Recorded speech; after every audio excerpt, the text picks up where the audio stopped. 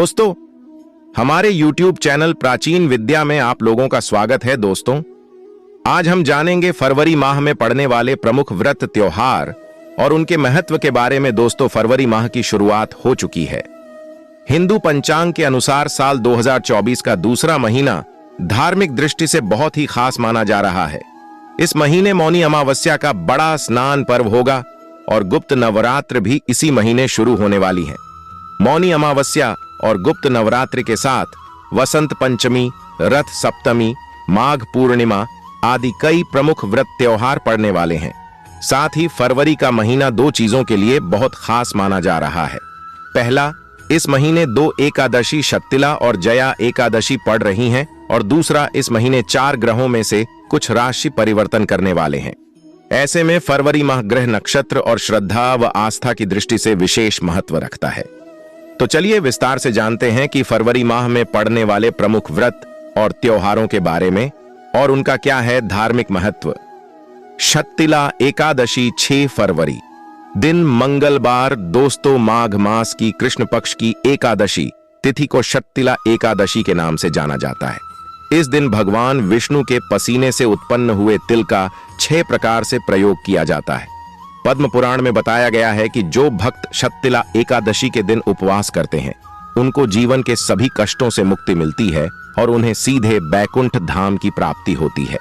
मौनी अमावस्या 9 फरवरी, दिन शुक्रवार। दोस्तों, माघ मास की कृष्ण पक्ष की अमावस्या तिथि को माघ अमावस्या के नाम से जाना जाता है।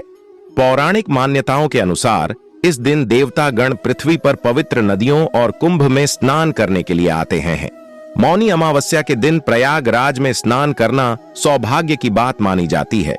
मौनी अमावस्या के दिन सुबह स्नान और ध्यान करने के बाद पूजा अर्चना करते हैं और मौन व्रत भी धारण करते हैं।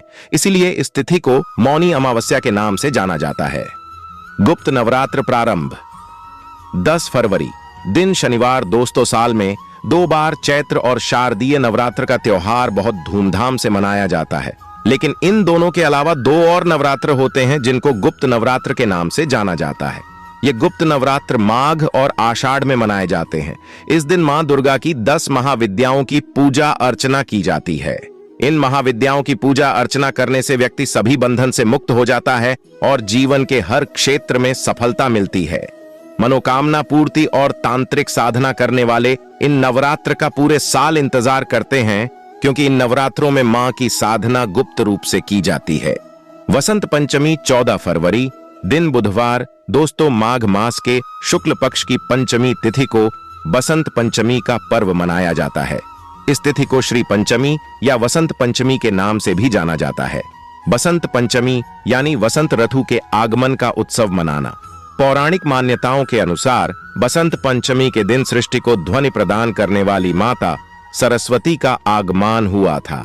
इस कारण बसंत पंचमी को मां सरस्वती के जन्मोत्सव के रूप में भी मनाया जाता है। इस दिन मां सरस्वती के साथ माता लक्ष्मी की भी पूजा की जाती है। इस पूजा को लक्ष्मी सरस्वती पूजन कहा जाता है। रथ सप्तमी, आरोग्य सप्तमी 16 फरवरी, दिन शुक्रवार। दोस्तों, माघ मास की शुक्ल पक्ष की सप्तमी तिथि को माघी सप्तमी का पर्व मनाया जाता है। इस तिथि को भानु सप्तमी, रथ सप्तमी, पुत्र सप्तमी, अचला सप्तमी और आरोग्य सप्तमी के नाम से भी जाना जाता है। भविष्य पुराण के अनुसार रथ सप्तमी के दिन भगवान सूर्य देव की पूजा अर्चना करने से सभी मनोकामनाएं पूरी होती हैं और ऐश्वर्य की प्राप्ति होती है।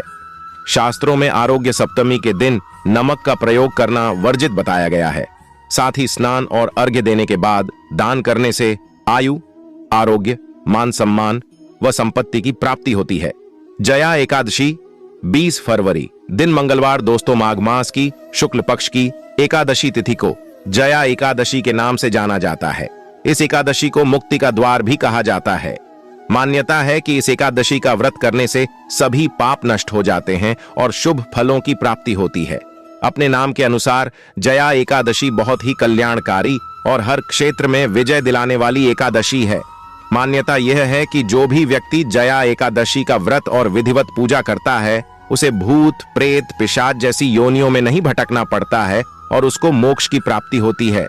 माघ पूर्णिमा, माघ स्नान समाप्त 24 फरवरी, दिन शनिवार।